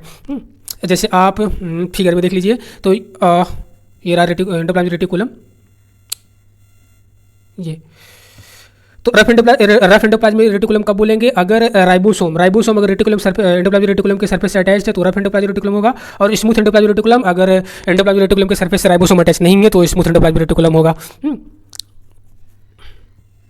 जो दो कंपार्टमेंट दिया हुआ है एंडोप्लाज्मिक रेटिकुलम का, एक तो दिया है ल्यूमिनल, तो इनसाइड द ईआर के इनसाइड का जो कंपार्टमेंट है, ईआर के इनसाइड का कंपार्टमेंट ये रहा जो ईआर के इनसाइड का कंपार्टमेंट है, या मतलब एंडोप्लाज्मिक रेटिकुलम के अंदर का जो कंपार्टमेंट है उसको बोलेंगे हम ल्यूमिनल। और जो साइटोप्लाज्मिक कंपार्टमेंट है, साइटोप्लाज्मिक कंपार्टमेंट मतलब ये सब साइटोप्लाज्मिक कंपार्टमेंट है, तो ये क्या हो जाएगा? ये हो जाएगा एक्स्ट्रा ल्यूमिनल कंपार्टमेंट। तो ये क्लियर होगा, ल्यूमिनल और extra luminal. So endoplasmic reticulum, so the endoplasmic ER so ribosome attached their outer surface. तो एंडोप्लाज्मिक रेटिकुलम अगर राइबोसोम उसके सरफेस पे है तो वो आरईआर होगा, मतलब रफ एंडोप्लाज्मिक रेटिकुलम होगा। अगर राइबोसोम एब्सेंट है तो वो स्मूथ होगा, यानी कि स्मूथ एंडोप्लाज्मिक रेटिकुलम होगा। आरईआर यानी कि rough endoplasmic reticulum observed in the cell actively involve in the protein synthesis. आप बोल सकते हो कि आरईआर प्रोटीन सिंथेसिस में इन्वॉल्व होता है और सिक्रीशन में इनका इन्वॉल्वमेंट होता है। They are extensive and continuous with the outer membrane of the nucleus. और जबकि स्मूथ एंडोप्लाज्मिक रेटिकुलम होता है, जो smooth endoplasmic reticulum major site होता है लिपिड सिंथेसिस के लिए। In animal cell lipid like steroidal hormone synthesise होता है, कहाँ पे सिंथेसाइज होता है? स्मूथ एंडोप्लाज्मिक रेटिकुलम में। सीधी सी बात है, प्रोटीन आरईआर से बनेगा, लिपिड जो है एससीआर से बनेगा, तो ये ध्यान रखना है। अब आते हैं गोल्गी अपरेटस। गोल्गी अपरेटस 1898 में first observed a densely stained reticular structure near the nucleus के नज़दीक एक डेंसली स्टेन्ड रेटिकुलर स्ट्रक्चर पहली बार ऑब्जर्व किया कैमिलो गोल्गी ने। कब? 1898 में। हाँ, और बाद में इसका नाम दिया गया गोल्गी बॉडी। अब इसमें गोल्गी बॉडी या गोल्गी अपरेटस में consist a of many flat disc shape sac और सिस्टर्नी, और ये सिस्टर्नी का जो डायमीटर था 0.5 माइक्रोमीटर से 1 माइक्रोमीटर का इसका डायमीटर था। ये कैसे अरेंज होती है? These are stack parallel to each other, एक दूसरे पे स्टैक्ड होती है पैरेलली। गोल्गी कॉम्प्लेक्स में जो सिस्टर्नी प्रेजेंट होती है उनका नंबर जो है वेरी करता है, Golgi cisternae concentrically arrange near the nucleus with distinct convex cis और फॉर्मिंग फेस है। मतलब जो सिस्टर्नी किसके नियर द न्यूक्लियस अरेंज है नियर द न्यूक्लियस की साइड, तो वो क्या है? वो कॉन्वेक्स या सिस और फॉर्मिंग फेज बना रही है। And concave trans are the maturing face. जो फिर से दोनों जो सिस फेस और फॉर्मिंग फेस है, ध्यान रखना है कि जो सिस फेस या फॉर्मिंग फेस है वो सिस्टर्नी का कॉन्वेक्स सरफेस जो सिस्टर्नी का होता है न्यूक्लियस की तरफ होता है, उसको सिस फेस या फॉर्मिंग फेस बोलते हैं। जो कॉन्केव सरफेस होता है सिस्टर्नी का वो टूवर्ड द मेम्ब्रेन होता है, उसको ट्रांसफेस या मैच्योरिंग फेस बोलते हैं। Cis face and trans face of the organelles are entirely different, but ये इंटरकनेक्टेड होता है। ये मतलब इंटायरली दूसरे से अलग होता है लेकिन एक दूसरे से इंटरकनेक्टेड होता है। कौन? सिस और trans face. Golgi apparatus principally perform the function of the packing material, मतलब इसका मेन जो प्रिंसिपल फंक्शन है गोल्गी अपरेटस का वो पैकिंग मटेरियल का है। To be deliver either to the intracellular target target or secreted outside the cell, या तो ये डिलीवर करता है इंट्रासेलुलर टारगेट की तरफ, या तो सेल के आउटसाइड ये सिक्रेट कर देता है मटेरियल को। Material to be packed in the form of vesicles from the ER fuse with the cis face of the Golgi apparatus and move toward the maturing face. अब ये number of the protein synthesized by ribosome on the endoplasmic reticulum, protein synthesized होगा कहाँ पे, जो endoplasmic reticulum से ribosome attach है, यानी कि रफ एंडोप्लाज्मिक रेटिकुलम में प्रोटीन सिंथेसाइड हुआ, and are modifying the cisternae, और ये प्रोटीन मॉडिफाई होगा कहाँ पे, गोल्जी apparatus के सिस्टर्नी में, before the release from its trans face, इसके ट्रांसफेस के रिलीज होने के पहले ये चीज़ हो जाएगी। और फाइनली ध्यान रखना है कि गोल्जी apparatus जो है इंपॉर्टेंट साइट है formation of glycoprotein and glycolipid. कई बार पूछा गया है कि ग्लाइकोप्रोटीन ग्लाइकोलिपिड की फॉर्मेशन के कहाँ पे होता है, एंडोप्लाज्मिक रेटिकुलम में कि गोल्जी apparatus में, तो गोल्जी apparatus में। अगर प्रोटीन और लिपिड का पूछे तो एंडोप्लाज्मिक रेटिकुलम, ग्लाइकोप्रोटीन और ग्लाइकोलिपिड का पूछे तो गोल्जी apparatus, ये ध्यान रखना है। यहाँ पे लाइसोसोम जो होता है, lysosome they are membrane bound vesicular structure, form कैसे होता है, by the process of the packaging in the Golgi apparatus। कैसे फॉर्म होता है, by the process of packaging in the Golgi apparatus। Isolated lysosomal vesicles, इसमें क्या होता है कि इसमें फाउंड होता है very rich in the almost all type of hydrolytic enzyme, all type of hydrolytic enzyme इस आइसोलेटेड लाइसोसोम वेसिकल्स में फाउंड होता है। हाइड्रोलेजेज, इसमें कौन कौन से एंजाइम है, हाइड्रोलेजेज में लाइपेजेज, प्रोटीएजेज, कार्बोहाइड्रेजेज, ये ऑप्टिमम एक किस टेम्परेचर पे एक्टिव, किस पीएच पे एक्टिव होते हैं, एसिडिक पीएच पे एक्टिव होते हैं। एसिडिक पीएच पे ये एंजाइम एक्टिव होते हैं, जो हाइड्रोलाइटिक एंजाइम है इसमें, मतलब लाइसोसोम में। और ये जो एंजाइम है ये डाइजेस्ट, ये carbohydrate, protein, lipid and nucleic acid digestive enzyme होते हैं। नेक्स्ट सेल ऑर्गेनल है vacuole. Vacuoles is the membrane bound space, vacuole membrane bound space है, सिंगल मेम्ब्रेन बाउंड है, जो कि साइटोप्लाज्म में फाउंड होता है। इट कंटेन्स में क्या होता है, वाटर, सैप, एक्सक्रीटरी प्रोडक्ट और अदर मटेरियल होता है, जो कि सेल के लिए यूजफुल नहीं होता है। Vacuole single membrane bound cell organelle है, और वैक्यूल के जो सिंगल मेम्ब्रेन उसको बोलते हैं tonoplast. In plant cell vacuole occupy up to 90% of the volume of the cell, मतलब प्लांट सेल में जो वैक्यूल होता है ये पूरे वॉल्यूम ऑफ द सेल का 90% यही ऑक्यूपाई कर लेता है, मतलब प्लांट की जो में वैक्यूल्स होता है बहुत लार्ज होता है। इन प्लांट में tonoplast facilitate the transport of the number of ion and other material against the concentration gradient into the vacuole, hence the concentration significantly higher होता है वैक्यूल में देन साइटोप्लाज्म में होता है। अमीबा में कंट्रैक्टाइल वैक्यूल होता है और ये ऑस्मोरेगुलेशन एक्सक्रीशन के लिए इंपॉर्टेंट होता है। प्रोटिस्टा में फूड वैक्यूल का फॉर्म कैसे फॉर्म होता है, form by the engulfing the food particle. Mitochondria, इसका सिंगुलर फॉर्म माइटोकॉन्ड्रियन होता है। अनलेस अगर आप इसको स्पेसिफिकली स्टेन नहीं कर रहे हो माइटोकॉन्ड्रिया को, तो आप उसको इजीली माइक्रोस्कोप में इजीली आप इसको विजिबल नहीं कर पाओगे, मतलब देख नहीं पाओगे। अगर सपोज दैट आप बिना स्टेनिंग किए आप सेल को स्लाइड पर रख के इस माइटोकॉन्ड्रिया को देखने की कोशिश करोगे, तो बिना स्टेनिंग के आप माइटोकॉन्ड्रिया को नहीं देख पाओगे माइक्रोस्कोप से।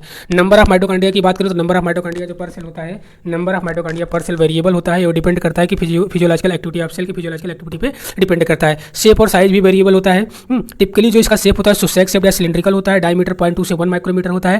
एवरेज बात करें तो 0.5 माइक्रोमीटर इसका डायमीटर होता है। लेंथ 1 से 4.1 माइक्रोमीटर का होता है। ये सारी चीज़ें मेमोराइज होनी चाहिए, सारे डाटा याद होने चाहिए। माइटोकॉन्ड्रिया एक डबल मेम्ब्रेन सेल ऑर्गेनल्स है, तो माइटोकॉन्ड्रिया डबल मेम्ब्रेन है, तो इसमें ये आउटर मेम्ब्रेन रहा, आउटर मेम्ब्रेन ये रहा इनर मेम्ब्रेन, आउटर मेम्ब्रेन रहा, ये रहा इंटर मेम्ब्रेन स्पेस और ये रहा inner membrane. Outer membrane inner membrane के बिटवीन जो स्पेस है उसको इंटर मेम्ब्रेन स्पेस बोला जा रहा है। और ये क्रिस्टी, इनर मेम्ब्रेन जो फोल्ड करके बना रही है वो क्रिस्टा है, और ये रहा ये मैट्रिक्स। तो ये स्ट्रक्चर भी ध्यान रखने हैं, अगर मेंशन करने को आ जाए, नेमिंग करने को आ जाए तो आप नेमिंग इजीली कर पाएँ।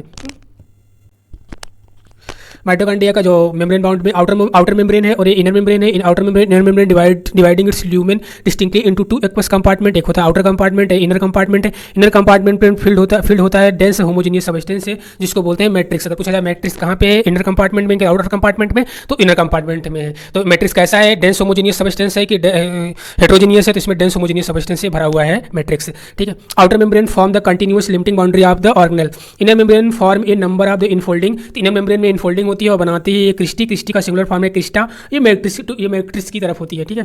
Christie increase the surface area को बढ़ाती है कौन, cristae. Two membrane have their own specific enzyme associate with the mitochondrial function. Mitochondria aerobic respiration इसी माइटोकॉन्ड्रिया में होता है। ये सेलुलर एनर्जी को प्रोड्यूस करता है in the form of ATP के फॉर्म, इसलिए इसको power house of the cell बोलते हैं। माइटोकॉन्ड्रिया के पास क्या क्या होता है, मतलब माइटोकॉन्ड्रिया के मैट्रिक्स में अगर देखें तो माइटोकॉन्ड्रिया के मैट्रिक्स में होता है सिंगल सर्कुलर डीएनए, कुछ आरएनए मॉलिक्यूल होते हैं, और राइबोसोम भी कौन सा राइबोसोम 70s टाइप का राइबोसोम होता है, and the component of required for the synthesis of the protein. Mitochondria divide होता है by the binary fission, by the fission के द्वारा। तो ये तो माइटोकॉन्ड्रिया हो गया। प्लास्टिड्स की बात करें तो plastid found in all plant cell में फाउंड होता है, ऑल प्लांट सेल और ग्लूनोइड में भी प्लास्टिड होता है। They are easily observe under the microscope, क्योंकि ये लार्ज होता है इसलिए आप आराम से इसको माइक्रोस्कोप में देख सकते हो, ऑब्जर्व कर सकते हो। इसमें स्पेसिफिक पिगमेंट्स होते हैं, thus imparting the specific colour to the plant, क्योंकि स्पेसिफिक पिगमेंट होने की वजह से कलर को एक स्पेसिफिक प्लांट को एक स्पेसिफिक कलर देते हैं। Based on the type of pigment plastid pigment plastid को क्लासीफाई किया गया है यहाँ पे क्लोरोप्लास्ट, क्रोमोप्लास्ट और क्लियोकोप्लास्ट में। यहाँ बात करें क्लोरोप्लास्ट की तो क्लोरोप्लास्ट में कंटेंट होता है क्लोरोफिल, मेनली होता है क्लोरोफिल। उसके अलावा कैरोटीनॉइड पिगमेंट भी होता है जो कि रिस्पॉन्सिबल होता है लाइट एनर्जी को ट्रैप करने के लिए, जो कि फोटोसिंथेसिस के लिए जरूरी होता है, एसेंशियल होता है। सेकंड है क्रोमोप्लास्ट, क्रोमोप्लास्ट एक फैट सॉल्युबल कैरोटीनॉइड पिगमेंट है लाइक द कैरोटीन और जेंथोफिल, और इसमें अदर पिगमेंट भी प्रेजेंट होते हैं। किसमें? क्रोमोप्लास्ट में। ये this give the part of the plant, ये जो है प्लांट को येलो, ऑरेंज या रेड कलर प्रोवाइड कराता है। ल्यूकोप्लास्ट जो तीसरा टाइप का पिगमेंट है, ल्यूकोप्लास्ट जो होता है ये कलरलेस प्लास्टिड होता है, कलरलेस प्लास्टिड होता है ये कलरलेस प्लास्टिड होता है of the very shape and size with the stored nutrient, तो यहाँ पे एमाइलोप्लास्ट है और ये इल्यूरोप्लास्ट है और एक ल्यूकोप्लास्ट है। तो एमाइलोप्लास्ट स्टोर करता है कार्बोहाइड्रेट यानी स्टार्च को, जैसे कि पोटैटो में पाया जाता है एमाइलोप्लास्ट।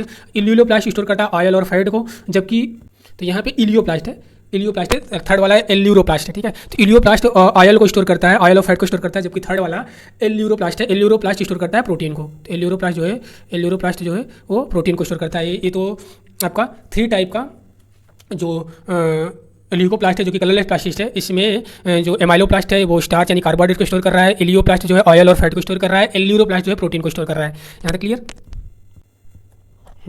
मेजॉरिटी ऑफ द जो क्लोरोप्लास्ट होता है वो लीफ की मेजोफिल सेल में मिलता है। ग्रीन प्लांट के लीफ की मेजोफिल सेल में मेजॉरिटी ऑफ क्लोरोप्लास्ट फाउंड होता है। इसका जो शेप होता है length shape, oval, spherical, discoidal, even a ribbon shape का भी ये जो क्लोरोप्लास्ट होता है इसका शेप वेरिएबल होता है। लेंथ इसकी वेरिएबल होती है, लेकिन मोटा यहाँ पे 5 to 10 माइक्रोमीटर ध्यान रखना है। चौड़ाई इसकी विड्थ जो है 2 से 4 माइक्रोमीटर होती है। इसका जो नंबर है ये भी वेरी करता है from 1 per cell of the Chlamydomonas जो कि ग्रीन एल्गा है to the 20 to 40 per cell in mesophyll cell में होता है। मतलब क्लाइमेडोमोनास के इस सेल में 1 क्लोरोप्लास्ट होता है, लेकिन वही मेजोफिल सेल में 22 और 40 क्लोरोप्लास्ट होता है। लाइक माइटोकॉन्ड्रिया की तरह क्लोरोप्लास्ट भी double membrane bound cell organelles है। माइटोकॉन्ड्रिया की तरह क्लोरोप्लास्ट भी डबल मेम्ब्रेन बाउंड है। Of the inner chloroplast membrane relatively less permeable होती है, मतलब जो क्लोरोप्लास्ट की इनर मेम्ब्रेन होती है और रिलेटिवली लेस परमिएबल होती है compare to outer chloroplast membrane के कंपेयर में। जो space limited by the inner membrane of the chloroplast उसको बोलते हैं स्ट्रोमा। क्या बोलेंगे? Stroma. Number of organised flattened membranous sac called thylakoid. Organised flattened membranous sac को क्या बोलेंगे? थाइलेक्वाइड बोलेंगे। Thylakoid present in the stroma में थाइलेक्वाइड प्रेजेंट होता है। थाइलेक्वाइड अरेंज होता है in the stack like the piles of the coins called the grana. इसका सिंगुलर फॉर्म होगा ग्रेनम। आर इसको बोलते हैं क्या? Intergranal thylakoid. In addition there are the flat membranous tubules called the stroma lamellae thylakoid of different grana के thylakoid को connect करती है। Membrane of the thylakoid enclose a space और स्पेस को बोलते हैं lumen. Stroma of the chloroplast में होता है enzyme contain enzyme require for the, और ये एंजाइम की रिक्वायरमेंट होती है कार्बोहाइड्रेट और प्रोटीन की सिंथेसिस के लिए। It also contain a small double circular DNA molecule और राइबोसोम भी होता है। Chlorophyll pigment are present in the thylakoid. Ribosome of the chloroplast इसमें जो होता है वो 70S टाइप का राइबोसोम होता है, और जो साइटोप्लाज्मिक राइबोसोम होता है वो 80S टाइप का राइबोसोम होता है। अब यहाँ पे फिगर है क्लोरोप्लास्ट का, यहाँ पे आउटर मेम्ब्रेन दिख रही है, आउटर मेम्ब्रेन है ये जो कि मोर परमिएबल है, इनर मेम्ब्रेन लेस परमिएबल होती है इसका। ये ग्रेनम है और ये थाइलेक्वाइड है और दो थाइलेक्वाइड या दो ग्रेना को आपस में कनेक्ट कौन कर रहा है? स्ट्रोमा लेमली। और ये जो ये स्पेस है जो ये रहा स्ट्रोमा। राइबोसोम की बात करें तो राइबोसोम जो होता है ग्रेनुलर स्ट्रक्चर होता है। अब ये अंडर द इलेक्ट्रॉन माइक्रोस्कोप में ऑब्जर्व किया गया, पहली बार ऑब्जर्व किया था जॉर्ज पैलाडे ने 1953 में एज ए डेंस पार्टिकल इसको ऑब्जर्व किया था। राइबोसोम बना होता है आरएनए और प्रोटीन का कोई भी मेम्ब्रेन से सराउंडेड नहीं होता है। 80S जो होता है यूकेरियोटिक राइबोसोम होता है। 70S जो होता है प्रोकैरियोटिक राइबोसोम होता है। इसके 2 सब यूनिट होते हैं। 80S राइबोसोम जो 80S राइबोसोम होता है उसके 2 सब यूनिट 60S और 40S हैं, और जो 70S राइबोसोम है उसके 2 सब यूनिट 50S और 30S हैं।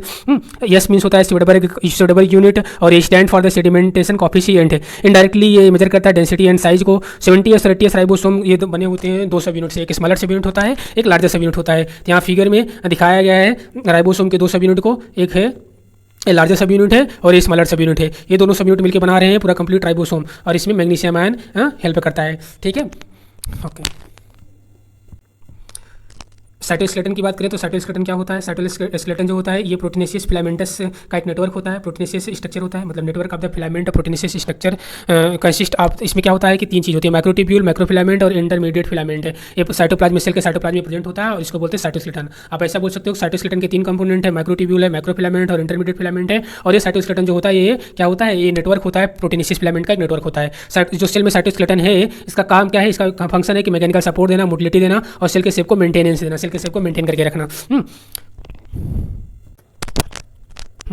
तो सिलिया सिंगुलर फॉर्म्स का सिलियम है, फ्लैजेला ये सिंगुलर फॉर्म्स का फ्लैजेलम हो जाएगा। ये hair like outgrowth of the cell membrane का जो हेयर लाइक आउटग्रोथ है वही ये सिलिया और फ्लैजेला। सिलिया स्मॉलर स्ट्रक्चर होता है, वर्क लाइक ओर्स काजिंग, ये क्या काज करेगा? इसकी वजह सिलिया की वजह से ही या तो सेल का मूवमेंट होगा, आइदर द सेल मूवमेंट और सराउंडिंग फ्लूइड मूवमेंट होगा। फ्लैजेला जो होता है सिलिया से लॉन्गर होता है और ये सेल मूवमेंट के लिए रिस्पॉन्सिबल होता है। प्रोकैरियोटिक बैक्टीरिया में फ्लैजेला जो होता है, लेकिन यूकैरियोटिक फ्लैजेला जो होता है स्ट्रक्चरली डिफरेंट होता है प्रोकैरियोटिक फ्लैजेला से।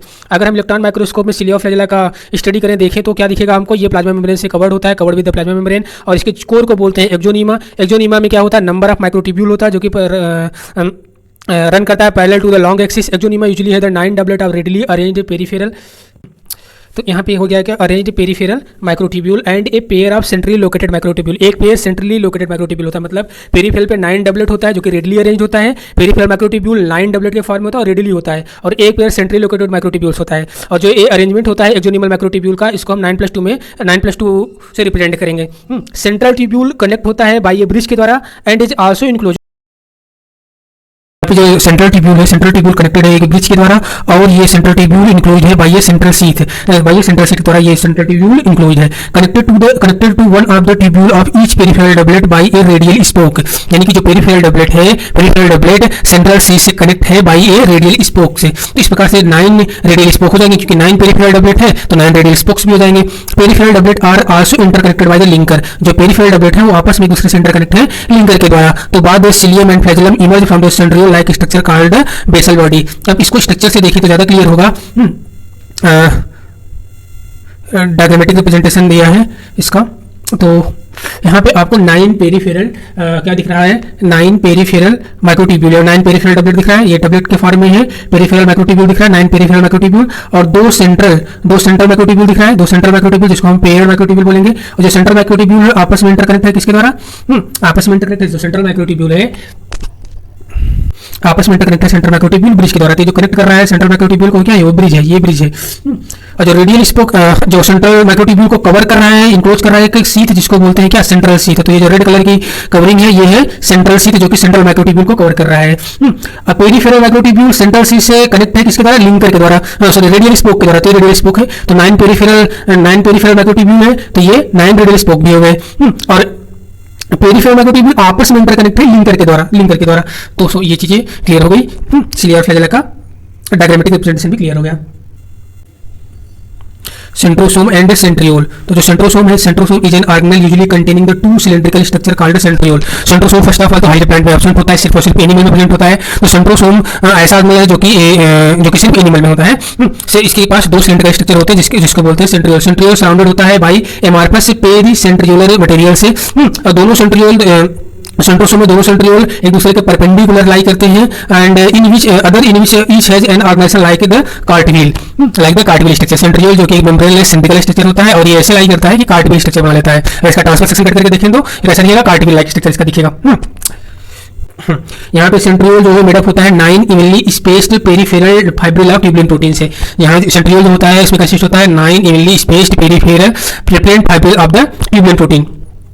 Each of the peripheral fibril is triplet, जो पेरिफेरल फाइब्रिल होता है वो कैसा ट्रिपलेट होता है। एडसेंट ट्रिपलेट जो होता है दूसरे से लिंक्ड होता है। Central part of the proximal region of centriole proteinaceous होता है, मतलब सेंट्रियोल का जो सेंट्रल पार्ट का प्रॉक्सिमल रीजन होता है वो प्रोटेनेशियस होता है, उसको बोलते हैं hub connected with the tubule of the peripheral triplet by ये रेडियल स्पोक। जो ये हब है ये ट्यूब्यूल ऑफ पेरिफेरल ट्रिपलेट से कनेक्टेड होता है रेडियल स्पोक के द्वारा, और ये रेडियल स्पोक भी प्रोटीन का बना होता है। Centriole form the basal body of the cilia और flagella and spindle fibre give rise to spindle apparatus during the cell division in animal cell। तो सेंट्रियोल फॉर्म करता है सिलिया फ्लैजेला के बेसल बॉडी को फॉर्म करता है और spindle fibre बनाता है। ये स्पाइंडल फाइबर गिव राइज देता है स्पाइंडल अपरेटस को, स्पाइंडल अपरेटस गिव राइज करता है जब एनिमल सेल में सेल डिवीजन होता रहता है उसके दौरान। अब बात करेंगे न्यूक्लियस की।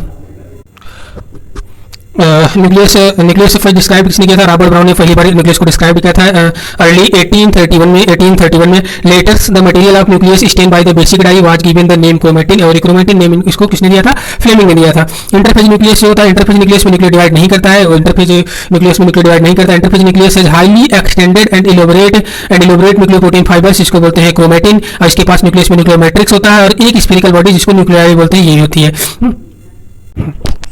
Nuclear envelope consist of two parallel membranes में होता है, और दो जिसके बीच में जो इसके बीच में जो स्पेस होता है उसको बोलते हैं पेरीन्यूक्लियर स्पेस, और इसका जो स्पेस कितना होता है 10 to 50 नैनोमीटर होता है। पेरीन्यूक्लियर स्पेस कितना होता है 10 to 50 नैनोमीटर होता है। Form barrier between the material, और ये बैरियर बनाता है किसके बिटवीन? जो न्यूक्लियस के इनसाइड मटेरियल है और जो साइटोप्लाज्मिक मटेरियल है उनके बिटवीन बैरियर बनाता है, जो पेरीन्यूक्लियर स्पेस होता है ये।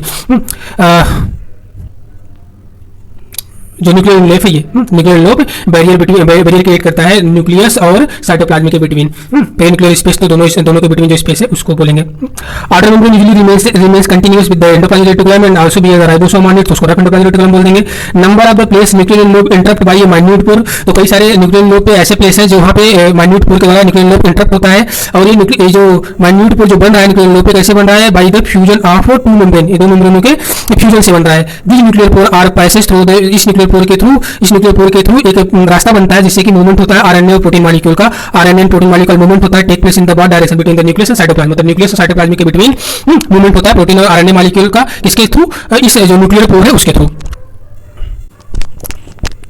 नॉर्मली क्या होता है कि नॉर्मली ओनली वन न्यूक्लियस पर सेल होता है, मतलब एक सेल में एक ही न्यूक्लियस होता है, लेकिन जो न्यूक्लियाई का नंबर होता है सेल में ये वेरिएबल होता है, मतलब वेरिएशन भी करता है। कुछ मैच्योर सेल ऐसी भी हैं जिसमें न्यूक्लियस एब्सेंट है, यानी कि न्यूक्लियस क्या है? लैक है। न्यूक्लियस लैक है, उनका नाम क्या है कि आपको ध्यान रखना है erythrocyte of the many mammals, मतलब जो मैच्योर आरबीसी होता है मैमल में मैच्योर आरबीसी में न्यूक्लियस एब्सेंट होता है, यानी कि न्यूक्लियस लैक होता है। Sieve tube cell of the vascular plant, इसमें भी न्यूक्लियस एब्सेंट होता है। अब कुछ ऐसी सेल होती है जिसमें मोर देन वन न्यूक्लियस होता है पर सेल, तो जैसे कि पैरामीशियम हो गया और टेप्टम सेल हो गई, कोकोनट वाटर हो गया, इन सब में मोर देन वन न्यूक्लियस होता है जिसको बोलते हैं सेंसिटियम कंडीशन। न्यूक्लियर मैट्रिक्स और न्यूक्लियोप्लाज्म में कंटेंट होता है न्यूक्लियोलस एंड क्रोमेटिन।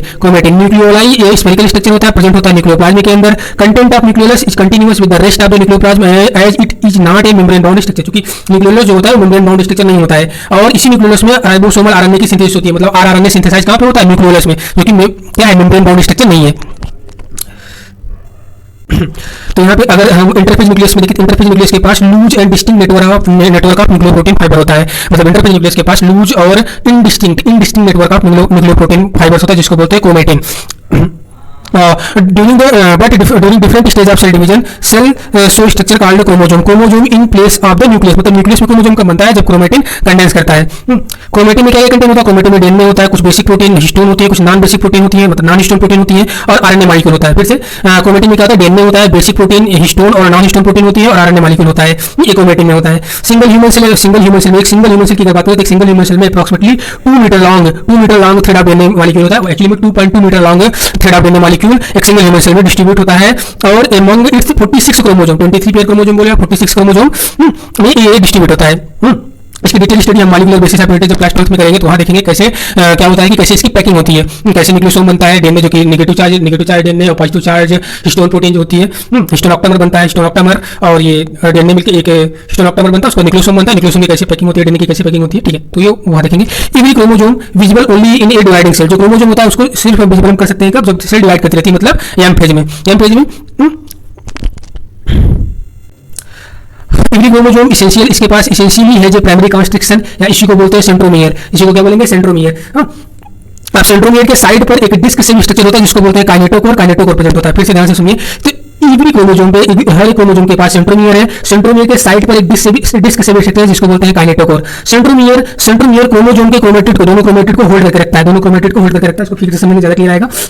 जैसे यहाँ भी फिगर देख लीजिए, यहाँ एक्चुअली में यहाँ पे सेंट्रोमियर को मेंशन नहीं किया गया, काइनेटोकोर को सीधा मेंशन कर दिया गया है, तो आप यहाँ से समझिए कि ये जो यहाँ पे इसका सेंटर में ये जस्ट वेट, हाँ, यहाँ सेंटर में जो ग्रीन कलर का काइनेटोकोर है ना, काइनेटोकोर के किनारे लगा रहता है सेंट्रोमियर के, तो बीच में तो सेंट्रोमियर है, सेंट्रोमियर से लगा हुआ है क्रोमेटिड, तो ये सेंट्रोमियर से क्रोमेटिड लगा हुआ है, दूसरे सेंट्रोमियर से क्रोमेटिड लगा हुआ है, और सेंट्रोमियर के ऊपर लगा हुआ है काइनेटोकोर, तो काइनेटोकोर सेंट्रोमियर के ऊपर लगा हुआ होता है। तो on the basis of the position of the centromere, तो पोजीशन ऑफ द सेंट्रोमियर के बेसिस पे क्रोमोसोम को क्लासिफाई किया गया 4 टाइप में। On the basis of the position of the centromere chromosome classify into the 4 type, metacentric, सब metacentric, ecocentric और telocentric. Metacentric chromosome कब बोलेंगे? जब सेंट्रोमियर मिडल पे होगा, जब middle centromere farming the 2 equal arm of the chromosome, तो उसको बोलेंगे मेटासेंट्रिक क्रोमोसोम। सब मेटासेंट्रिक क्रोमोसोम कब बोलेंगे? जब centromere slightly away from the middle of the chromosome resulting in इसमें एक शॉर्ट आर्म जिसको पी आर्म बोलेंगे, एक लॉन्गर आर्म जिसको क्यू आर्म बोलेंगे, तो ये होता है सब मेटासेंट्रिक के केस में। In case of acrocentric chromosome centromere is situated close to its end forming one extremely short and one very long arm, तो इकोसेंट्रिक क्रोमोसोम कंडीशन होगी। और टेलोसेंट्रिक क्रोमोसोम में हैज ए टर्मिनल, इसमें centromere terminal पे होता है। तो ये फिगर दिया गया है। एक बार पूछा गया है कि लॉन्ग आर्म शॉर्ट आर्म को क्या बोलेंगे, तो यहाँ पे ये सेंट्रोमियर की पोजीशन के बेसिस पे ये हो गया आपका मेटासेंट्रिक क्रोमोसोम, ये सेकंड वाला सब मेटासेंट्रिक क्रोमोसोम, एक्रोसेंट्रिक क्रोमोसोम और चौथा टेलोसेंट्रिक क्रोमोसोम। इसमें एक शॉर्ट आर्म है, एक लॉन्ग आर्म है, तो इसको ये पी आर्म और क्यू आर्म भी बोलते हैं। Sometime a few chromosomes have a non-staining secondary construction at a constant location. This gives the appearance of a small fragment called the satellite. Microbodies की बात करें, many membrane-bound minute vesicles are the microbody that contain various enzymes are present in the both plant and animal cell. मतलब plant and animal cell दोनों में क्या होता है कि माइक्रोबॉडीज प्रेजेंट होती है। ये membrane-bound minute vesicles को माइक्रोबॉडीज बोलते हैं। इसमें क्या होते हैं? कंटेंट एंजाइम्स कंटेंट्स होते हैं और एनिमल प्लांट सेल दोनों में मिलते हैं। तो ये हो गया cell the unit of life.